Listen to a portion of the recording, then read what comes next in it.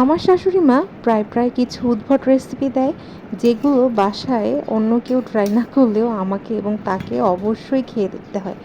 কিন্তু তার সকল উদ্ভট রেসিপির মধ্যে এই রেসিপিটা একদম সেরা একটা রেসিপি। আমি ভাবতেও পারি নাই এই কম্বিনেশনটা এত সুন্দর হবে, এবং এটা রান্না করার পরে জাস্ট মানে অনেক ভালো লাগছে।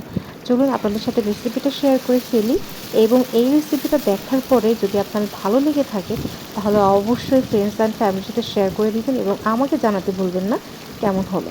প্রথমে সাদা তেল নিয়ে তার মধ্যে পেঁয়াজটাকে একটু ভালো করে ভেজে নিয়েছি, খুব পোড়া পোড়া করিনি। আর তারপরে আমি সকল মশলা দিয়ে দিয়েছি, যেগুলো আমার ভিডিওতেই লেখা আছে।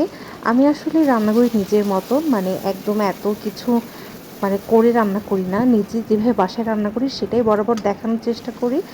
তো সর্ষেটা বেটেছিলাম আমি 2টা কাঁচামরিচ সহ, এবং এটা ছিল কালো সর্ষে। অনেকেই জিজ্ঞেস করতে পারেন আপু এটা কালো সর্ষে না সাদা, এটা হচ্ছে কালো সরিষা, এবং এটাতে আমি 2টা মরিচ দিয়ে আধা ঘন্টা ভিজিয়ে রেখেছিলাম আর তারপর বেটে নিয়েছি।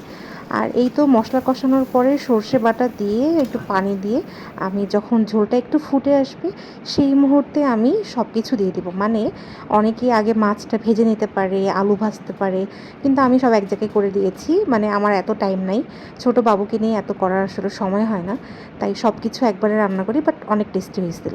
তারপর আলুগুলোকে দিয়ে আর সজনে ডাঁটাগুলোকে দিয়ে ভালো করে একটু মেখে নিব, যাতে সজনে ডাঁটা বা আলুর মধ্যেও মশলাগুলোতে একটু যায়। আর তারপর দিয়ে দেবো ট্যাংরা মাছ। এই মাছটা যে আমার এত ভালো লাগে, আর সজনের সাথে ট্যাংরা মাছ যে এত মজা আমি কখনোই খাইনি।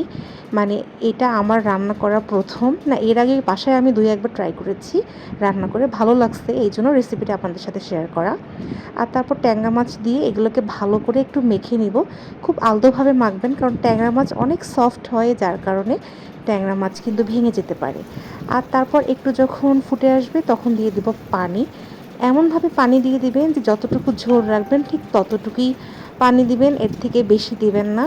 আর এই তো ব্যাস, আপনাদের কিন্তু আর কোনো কাজ নেই।